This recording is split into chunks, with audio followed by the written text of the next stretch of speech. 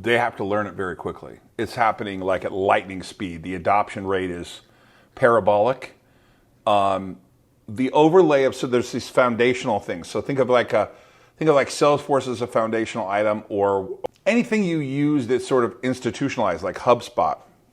There's these overlay of AI that allows you to incorporate all that data and collect it all, right?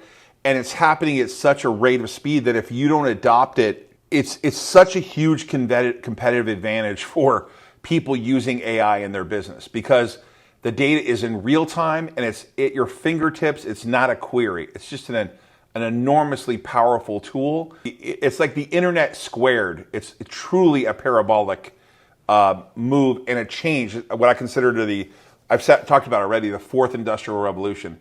It's such a dynamic change in the way you do business that the adoption rate is parabolic, but also the learning curve is just to try to understand how it's going to change the effect of your business, how you're going to do business more efficiently, and how it's going to affect. If you don't adopt AI, you're going to get crushed.